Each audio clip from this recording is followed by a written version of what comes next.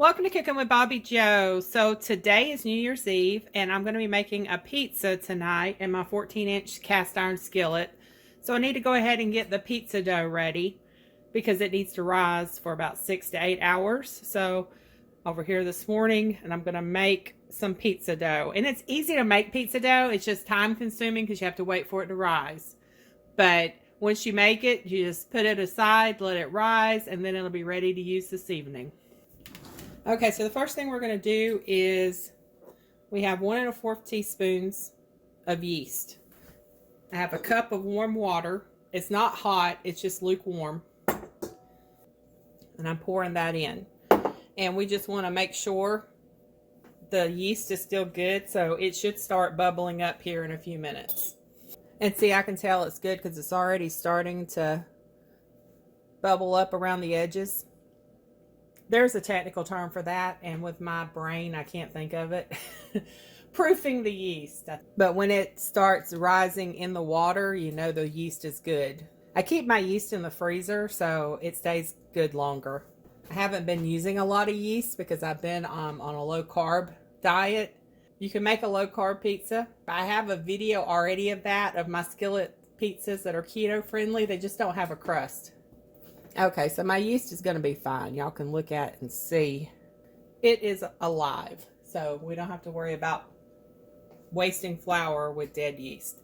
So I'm going to set this to the side and let it do its thing. Okay, so I'm going to be making a 14-inch pizza. This will make a 12-inch as well. It'll be thicker at 12 inches. Mine's going to be a little thinner because it's going to be 14-inch skillet that I'm using. But I'm just using a cast iron skillet. I'll show you that in a little while when I get to the pizza part of it. So you're going to need 2 3/4 cup of flour. Now, I typically weigh this, but I do not have my scale over here. I'm kind of in between houses at the moment. So, let me get my flour over here. This is bread flour. I always use bread flour for pizza crust. It just does so much better. All right, that's 1 cup. 2 cups.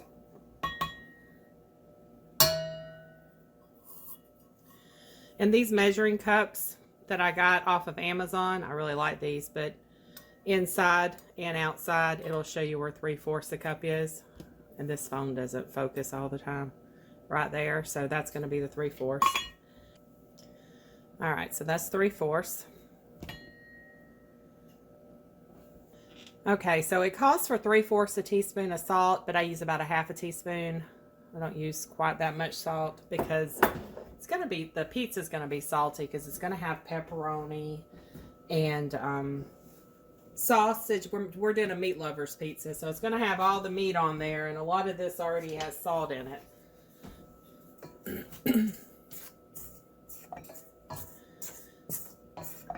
Okay, next we're going to pour in the olive oil.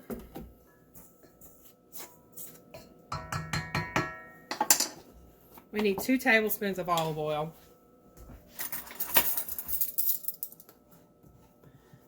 And this set I got off of Amazon. It came with the measuring cups and spoons.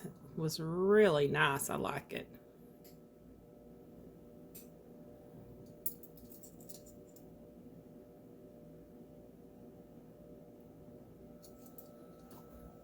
And then we're just going to pour the water and yeast in. And let me show you my yeast. It is definitely alive. It's bubbly. It's doing its thing. We're going to pour it in. Let me get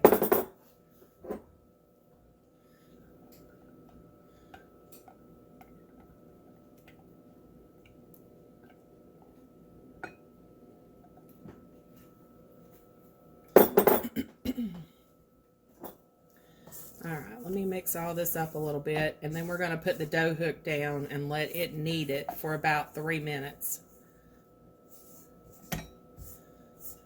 But I go ahead and mix it before I put the dough hook down because otherwise flour will fly everywhere. It has happened a time or two.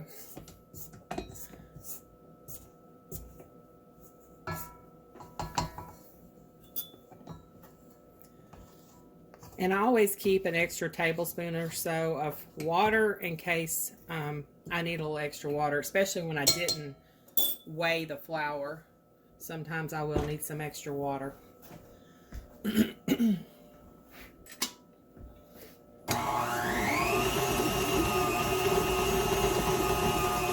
I have it on like midway. It's like on number 6 on my KitchenAid.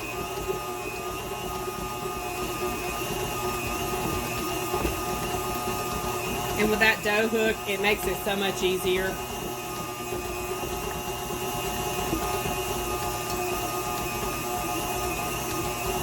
Especially when you have sore hands and arthritis and things like that. I used to do everything by hand until I ended up with all these hand issues.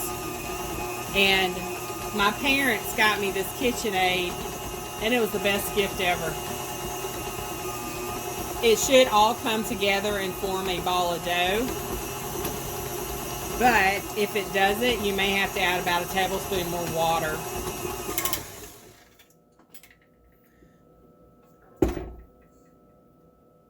Okay, see, it's a little dry, so it needs a little bit more water. And that happens when you don't weigh your flour. I'm just going to pour a little bit in this measuring cup that I had the yeast in. Tight and all that, but this is a tablespoon. So we're going to do 1 tablespoon more for now and see what that does.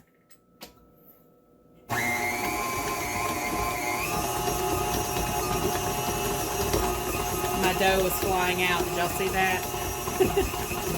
Yeah, this is going to bring it all together. Let me turn it down a little. Okay, so we're going to knead it for about 2 minutes. Okay, so over here in this bowl, I'm going to put some oil, more olive oil. Whoop. That's a little more than I wanted, but it'll work. And let's go back over here to the dough.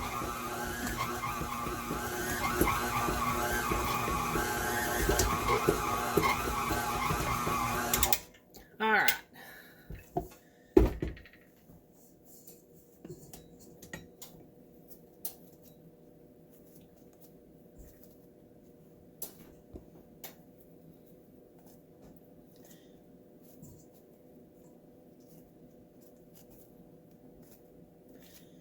I just kind of fold it on top of it itself like this. Gonna put it in a ball.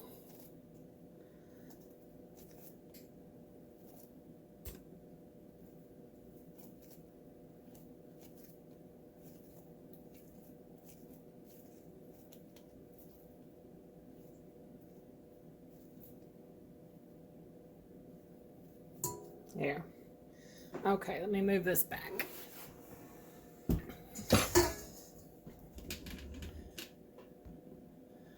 So then I'm just going to roll it around in this oil.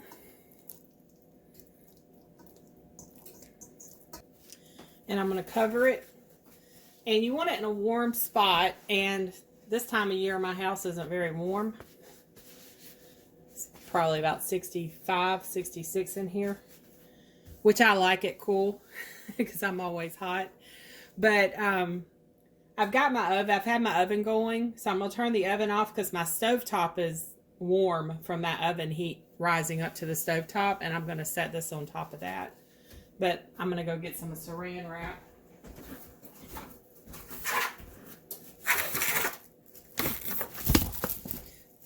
Did I mention I hate plastic wrap? I hate plastic wrap. It always comes out of the box, even with those little cardboard things pressed on the side, and it never cuts right. But it may be because this is a Family Dollar store brand instead of the real stuff, but I'm just not a big plastic wrap fan. I usually just put a towel over it that's been wet. Okay, so I'm going to set this on my stovetop. And you just want to leave it at room temperature for 6 to 8 hours. And yes, it will take that long because you want it to be real good and flavorful. So just let it rise. This is the skillet I'm going to be using for my pizza. This is my go-to pizza skillet. This is a 14-inch Birmingham stove and range. For those that have been subscribed to me for a while, you've seen this before because I cook in it quite a bit. For my new subscribers, I won this a couple of years ago on Cast Iron Chaos's giveaway. He had a giveaway where he was giving away this skillet, and I was the lucky winner. I was so excited. It was the first time I had won anything on YouTube. I was excited that my first win was a cast iron skillet. I use this when I am roasting ham and turkey and chicken, or I can fit a lot of chicken thighs on this. So if I want to cook a bunch of chicken thighs for a crowd, I can fit quite a few chicken thighs on here. I keep saying I'm going to get me a cast iron pizza pan, but I don't think it could top the pizza I have in the skillet. Because this makes the bottom really crunchy and crispy, and then the inside of the dough is usually soft. It's just really good the way the pizza turns out in the skillet. So anyway, the way this is going to work is I am in between two kitchens. I cook here and I cook at my mother-in-law's house. And I'm going to be having a movie date with my husband tonight at my mother-in-law's house. So what I'm doing is I'm making the dough here, so I don't have to drag my mixer and all that stuff over there. And so my dough's over there rising. And once the dough's done, I'm going to take the skillet and my ingredients and everything else over to her house. And we're going to finish the video up over there. And we'll get Steve to do a taste test review because we haven't had Steve on camera in a while. Get him to do a taste test review of the pizza. So we'll see y'all in a few hours. I'm having to remove the sound and do a voiceover for this part of the video. There's too much noise in the background to do an unedited cooking video over here. So I just punched the dough down, then spread the dough out over the skillet. And see how hard it is to stretch? When the pizza dough's like this, just let it sit for about 5 minutes and then it should be easier to work with. In the meantime, preheat the oven to 450 degrees. And I have a couple of tablespoons of melted butter, and I'm adding some garlic powder, onion powder, and garden fresh dried basil to this. Mix it all together. This is going to go over the crust. Okay, back to the dough. See how much easier it is to spread the dough across the bottom of the pan now that it's rested for 5 minutes? My cast iron may look wobbly, but it isn't the cast iron. It's the trivets that I have the cast iron on. One of these trivets, it's the leg on it is a little wobbly. Okay, now I'm going to pour my butter mixture over the crust, and I usually do this with a basting brush, but I can't find one over here. So I'm just going to spoon it over the crust, and the butter got a little brown on the stove, but that's okay. Brown butter's good.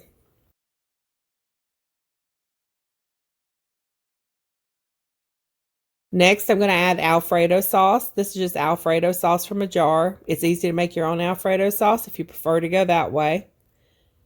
I'm just going to cover the crust. You can also do pizza sauce, but we just prefer Alfredo sauce.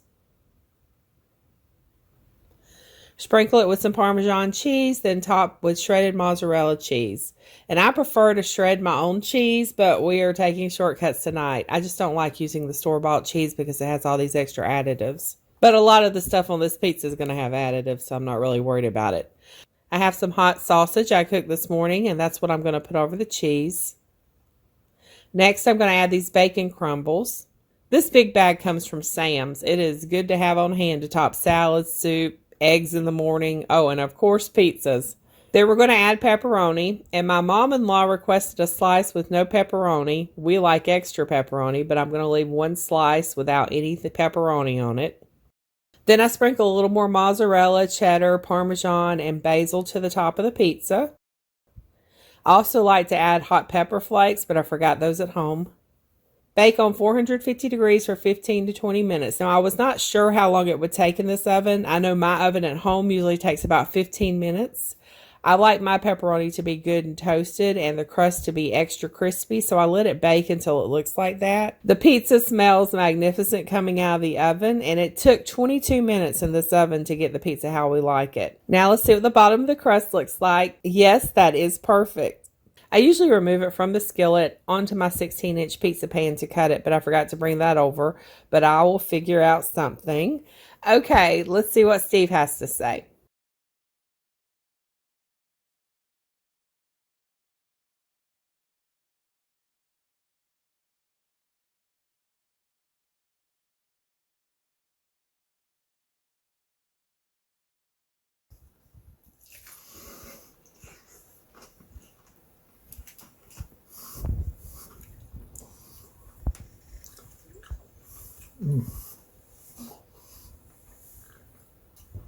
crust is so good.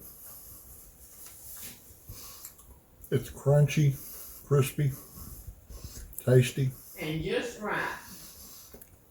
What she said. Yeah, this is one of your best.